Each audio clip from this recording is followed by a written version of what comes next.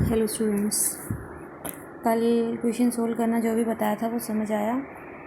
Next देखो, कल वाला थोड़ा सा रिकॉल कर लीजिए। सिर्फ एक दो ही टाइप थी जो वर्किंग रूल थे, वो आपको ध्यान होना चाहिए। जब ए और एम दोनों बड़े नहीं थे तो सीधा था, ठीक है। जीसीडी निकालना था, जितना जीसीडी बनता है उतने ही उस कॉन्ग्रेंस के सॉल्यूशन बनते हैं। यहाँ एक कॉन्ग्रेंस ऐसी ढूंढनी है जो 7 का मल्टीपल बने और उसमें ऊपर वाली क्वांटिटी ऐड करने पे 3 से डिविजिबल हो। कॉमन क्वांटिटी कैंसिल कर देंगे, वही उसका सॉल्यूशन बन जाएगा। नेक्स्ट भी इसी फॉर्मेट का था। फिर अगली एक टाइप थी कि ए क्वांटिटी बहुत बड़ी थी, तो डी तो वही निकलेगा और 1 इससे डिवाइड करता है, ठीक है।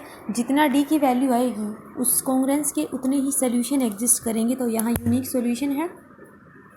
उसके बाद अब देखो, ये सेकंड टाइप है कि a is equals to 342 large है, तो क्या करना था, 342 को मॉडुलो m जो भी है उससे डिवाइड करना था। ये 13 इंटू 26 प्लस 4 बन गया। 13 का मल्टीपल है, इधर लिख सकते हैं 13 डिवाइड इसमें बन गया। इस कॉन्ग्रेंस को x से मल्टीप्लाई करना है। ट्रांजिटिव प्रॉपर्टी होल्ड की है कि ये इसके कॉन्ग्रेंट है, ये इसके कॉन्ग्रेंट है, तो 4x 5 के कॉन्ग्रेंट होगा। अब ये फर्स्ट टाइप का क्वेश्चन बन गया कि 13 का ऐसा मल्टीपल ढूंढ लीजिए कि 5 ऐड करने पर वो नंबर 4 से डिविजिबल हो, ठीक है।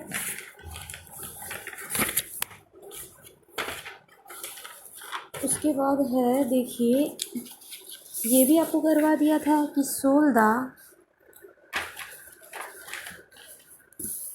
द कॉन्ग्रेंसेस, ये तो सिंपल था। उसके बाद यहाँ वही था पिछली वाली टाइप का। अब थर्ड टाइप बनती है जब m बड़ा हो। ये आपको नहीं करवाया था कि find the least positive incongruent solution of 7x congruent to 5 mod 256। इसको कंपेयर करते हो ax congruent to b modulo m से। a की वैल्यू 7 बन गई, b की वैल्यू 5 बन गई और m की वैल्यू 256 बन गई। फर्स्ट ऑफ ऑल d की वैल्यू निकालेंगे। ए और एम का जीसीडी 1 बन गया। 1 5 को डिवाइड करता है, यूनिक सोल्यूशन हुआ, ठीक है। थर्ड टाइप जो थी वर्किंग रूल की, उसमें क्या था, m is equals to 256 is large. m a और b के कंपेयर में बहुत बड़ा है, तो हम क्या करेंगे, a और m का जीसीडी 1 है, किन्हीं दो नंबर्स का जीसीडी जब d बनता है तो d नंबर को लिखा जाता है उन दोनों नंबर्स के लीनियर कॉम्बिनेशन में। तो in the form 1 is equals to 256 into M plus 7 into N लिख सकते हो। जब इन दो नंबर्स का जीसीडी 1 है तो 1 लिखा जाएगा 7 और 256 के लीनियर कॉम्बिनेशन में। अब हमने फर्स्ट चैप्टर में ये टाइप की थी कि कैसे सोल्व करते हैं, 256 को डिवाइड करते हैं 7 से, क्वोशिएंट बन गया, रिमाइंडर बच गया, ठीक है। फिर 4 यहाँ रहेगा, अंदर 7 करते हैं 4/3, फिर 4 से करेंगे 3 1, इसका मतलब ये जीसीडी 1 आ गया। क्या लिख सकते हो, 256 equals to 7 into 36 plus 4। Second equation mark कर दी। अब 7 equals to 4 into 1 plus 3, third equation mark कर दी। 4 इक्वल्स टू 3 इंटू 1 प्लस 1 और 3 इक्वल्स टू 1 इंटू 3। अब लास्ट इक्वेशन को छोड़ते थे, पहली चैप्टर का क्वेश्चन है, ध्यान दो। 1 को क्या लिख सकते हो, 4 माइनस 3 इंटू 1, ठीक है। 4 का 4 रहने देंगे। अब जिस इक्वेशन से पुट किया है उससे ऊपर वाली इक्वेशन में चलेंगे। 1 के ऊपर क्या है, 3 की वैल्यू सब्सटीट्यूट करेंगे, क्या बनेगी, 7 माइनस 4 इंटू 1। 3 की वैल्यू रख दी इंटू 1, इसको खोलते हो, ये 4 into 1 minus 7 into 1 plus 4 into 1। पहली और लास्ट क्वांटिटी 4 इंटू 2 बन जाएगी माइनस 7 इंटू 1। 3 तक हम वैल्यू रख चुकी, अब 4 की वैल्यू रखते हैं, 256 इंटू 1 माइनस 7 इंटू 36। 4 की रख दी, बाहर 2 है, 2 कर दिया। अब 256 into 2 minus 7 into 72 minus 7 into 1, ये सेम है, दोनों में 7 कॉमन है, अंदर 72 प्लस 1 बनेगा, वो 73 बन गया। तो 1 is equals to 256 into 2 plus 7 into minus 73। जब m की क्वांटिटी बड़ी रहेगी और थर्ड टाइप का क्वेश्चन बनता है, 1 जो जीसीडी रहेगा उसको लिख लिया। इससे अगला काम, जो क्वांटिटी यहाँ कॉन्ग्रेंस के b की वैल्यू बनती है, b की जो वैल्यू है वही हमें इस साइड बनानी है, तो 5 से मल्टीप्लाई कर देंगे। 5, 256 और 7 नंबर को नहीं बदलना है, उनके मल्टीपल्स को बदल दो जब मल्टीप्लाई करनी है। तो ये सेम, 5 और 2 की 10, 5 और माइनस 73 की तो माइनस 365। अब कह रहा है कि 5 की इस वैल्यू को हम पहली इक्वेशन में सब्सटीट्यूट कर देंगे, तो क्या है, 7x कॉन्ग्रेंट टू 5, 5 की जगह ये वैल्यू रख दी, 10 इंटू 256 प्लस 7 इंटू -365 मोडुलो 256। देखो मोडुलो 256, ये 256 इंटू 10 है, मतलब 256 का मल्टीपल है, तो ये क्वांटिटी 0 बन गई मोडुलो 256 में। ये दूसरी क्वांटिटी लिख दी, ठीक है। दोनों तरफ 7 और 256 का जीसीडी 1 है, 7 कैंसिल कर सकते हो, एक्स कॉन्ग्रेंट होगा -365 मोड 256। अब इससे अगला काम है, हमें जीरो के कॉन्ग्रेंट ऐसा मल्टीपल ढूंढना है 256 का जिसमें ये क्वांटिटी जोड़ने पे ये नंबर 1 से डिविजिबल हो। पहली बात, इसका पहला मल्टीपल 256 बनता है, जोड़ने पे नेगेटिव वैल्यू बनती है, इसलिए नहीं ली, क्योंकि डिवाइड तो 1 हर नंबर को करेगा, इसलिए इसका सेकंड मल्टीपल ले लिया और यहाँ से x की जो वैल्यू बन गई वो इस कॉन्ग्रेंस का सॉल्यूशन बन गया। ये इस एक्सरसाइज का लास्ट एग्जाम्पल था, ठीक है।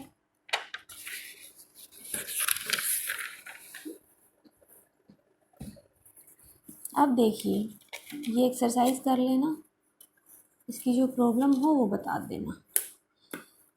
नेक्स्ट एक्सरसाइज का पहला टॉपिक है linear Diophantine equation. Linear Diophantine equation होती क्या है? An equation of the form ax plus by equals to c, where abc are integers with a not equals to 0, b not equals to 0 is called a linear Diophantine equation in two unknowns x and y। Integer value के अलावा जो यहाँ variable हैं, unknowns हैं, वो x और y हैं। तो ax plus B Y equals to C format की जो इक्वेशन रहेगी, वहाँ ए बी सी है वो इंटीजर वैल्यू है, ठीक है। तो ये लीनियर डाइफेंटाइन इक्वेशन बन गई। अब है इस लीनियर डाइफेंटाइन इक्वेशन का सल्यूशन क्या होगा।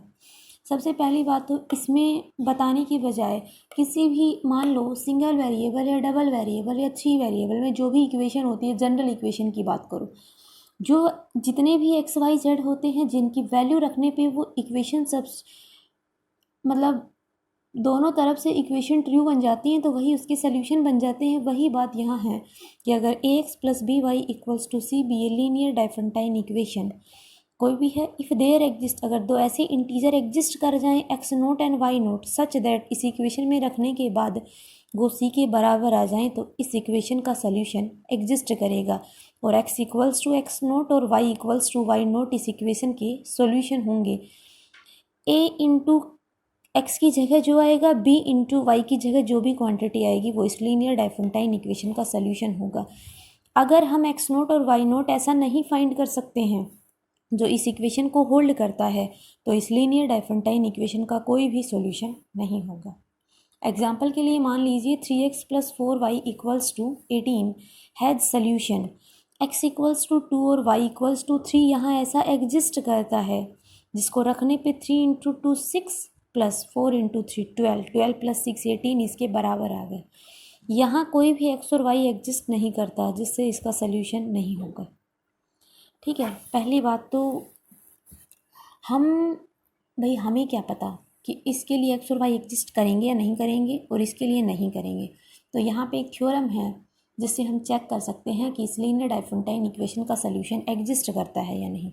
The linear Diophantine equation A X plus B Y equals to C has a solution if and only if GCD of A B divides सी।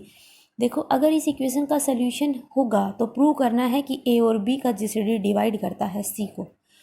उल्टा prove करना है ए और बी का जीसीडी अगर सी को डिवाइड करता है तो इस लीनियर डाइफेंटाइन इक्वेशन का सॉल्यूशन होगा।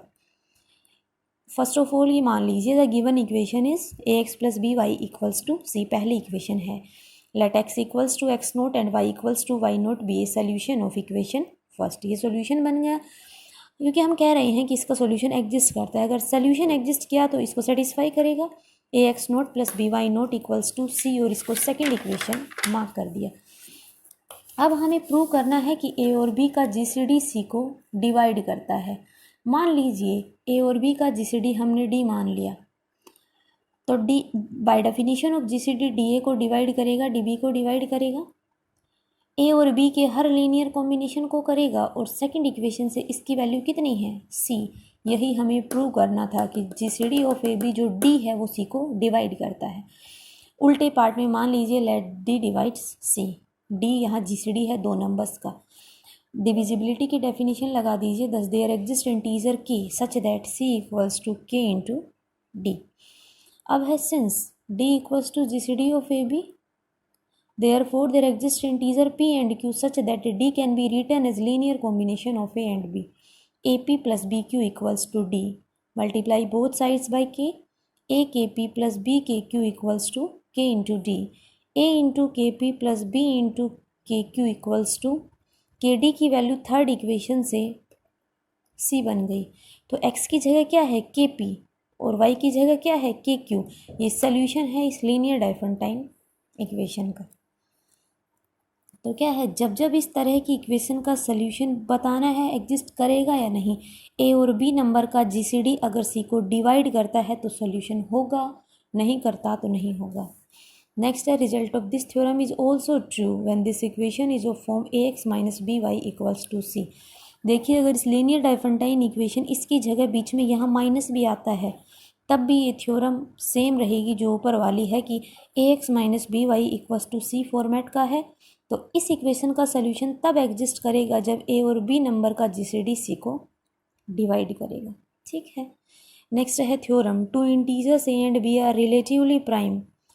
रिलेटिवली प्राइम का मतलब है ए और बी का जीसीडी 1 है if and only if linear Diophantine equation has a solution.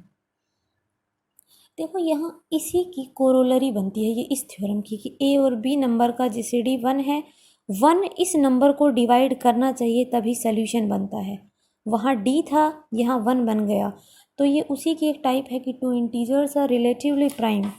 ए और बी का जीसीडी अगर 1 है तो हमें प्रूव करना है कि इस लीनियर डाइफरेंटाइन इक्वेशन का सॉल्यूशन होगा।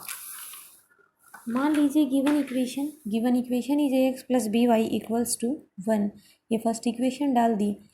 अब है let equation first has a solution in integers, कि हम मान लेते हैं इस इक्वेशन का सॉल्यूशन है। ठीक है, अब ए और बी के जीसीडी को डी मान लिया। ठीक है, हमें नहीं पता क्योंकि हमें दिखाना है कि अगर इसका सॉल्यूशन है तो प्रूव करना है कि ए और बी का जीसीडी 1 बनेगा। ठीक है, ए और बी के जीसीडी को डी मान लिया। Bye definition of GCD D A को डिवाइड करता है, डी बी को डिवाइड करता है, दोनों के लीनियर कॉम्बिनेशन को करेगा for all integers X and Y. A X plus B Y की वैल्यू कितनी है 1, वो वैल्यू यहाँ रख दी। डी डिवाइड्स 1 कब पॉसिबल है, जब डी की वैल्यू 1 होगी। इसका मतलब डी को क्या माना था, ए बी का जीसीडी ये वैल्यू 1 बन गई। Conversely let A and B भी रिलेटिवली प्राइम, उल्टा मानना है कि ए और बी रिलेटिवली प्राइम है। तो हम क्या कह सकते हैं, किन्हीं भी दो नंबर्स का जीसीडी अगर 1 है तो 1 लिखा जाएगा ए और बी के लीनियर कॉम्बिनेशन में। Then there exist integer X note and Y not such that A X note plus B Y note equals to 1। इसका मतलब एक्स की जगह क्या है एक्स नोट और वाई की जगह क्या है Y naught. X equals to X naught और Y equals to Y naught. ये सोल्यूशन है इस लीनियर डाइफरेंटाइन इक्वेशन के। ठीक है, नेक्स्ट थ्योरम देखिए, इसी में है ना, इसी में है, देखो if A and B are relatively prime and X equals to X not Y equals to, कह रहे हैं ए और बी रिलेटिवली प्राइम है मतलब जीसीडी 1 है। एक्स नोट और वाई नोट इस लीनियर डाइफरेंटाइन इक्वेशन के सोल्यूशन है। देन प्रूव करना है कि all solutions are given by X equals to X note plus K B और Y equals to Y naught minus K A for all integral values of K. कि अगर इस equation के एक सोल्यूशन ये है तो इस इक्वेशन की और सोल्यूशन इस टाइप के बनेंगे। गिवन इक्वेशन है A X plus B Y equals to C, X naught और वाई नोट इसके सोल्यूशन है तो इस इक्वेशन को सेटिस्फाई करेंगे। ये सेकंड इक्वेशन मान दी। हमें प्रूव करना है कि और सॉल्यूशन इस टाइप के बनेंगे। हम दूसरे सॉल्यूशन को मान लेते हैं कि x1 y1 इसका कोई और सॉल्यूशन है, ये भी इक्वेशन को सेटिस्फाई करेंगे। थर्ड इक्वेशन मार्क कर दी। अब देखिए similarly subtract second from third. Second equation को थर्ड से घटाते हो, a into x1 minus X note plus b into y1 minus Y not बराबर 0। ठीक है, इसको इधर ले गए, b के साथ इंटीजर वैल्यू है b, इसको डिवाइड करेगा। a और b रिलेटिवली प्राइम दे रखे हैं, जीसीडी 1 है तो गॉस थ्योरम से b इसको डिवाइड करेगा। ठीक है, अब by definition of divisibility there exist integer K such that x1 minus X naught बराबर बी के। x1 की वैल्यू कितनी बन गई, हमने जो x नोट और y नोट के अलावा दूसरा सोल्यूशन x1 माना था उसकी वैल्यू ये बन गई। अब then from equation fourth equation में x1 की वैल्यू रख दो, a इंटू x1 था x नोट प्लस बी के minus X not equals to minus B Y one minus Y not. खोल दिया, ये कैंसिल, ए बी के बराबर दिस। अब क्या लिख सकते हो, बी भी कैंसिल होगा, Y one minus Y not बराबर minus A K, Y one बराबर दिस। जो x1 और y1 दूसरे सोल्यूशन माने थे वो इस फॉर्मेट के होंगे, पांचवी और छठी इक्वेशन। अब ये सॉल्यूशन निकाल तो दिए लेकिन हमें कंफर्म करना है कि है या नहीं, तो तीसरी इक्वेशन में ये पुट कर दो।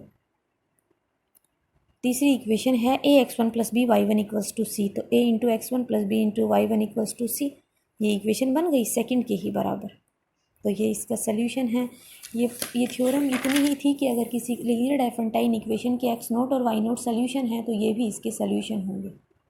ठीक है, प्रूव करना है कि इस फॉर्मेट के होंगे, तो दूसरे सोल्यूशन मान लेते हैं और उस तरह से करेंगे। ओके स्टूडेंट्स, इतना पढ़ लेना। Thank you.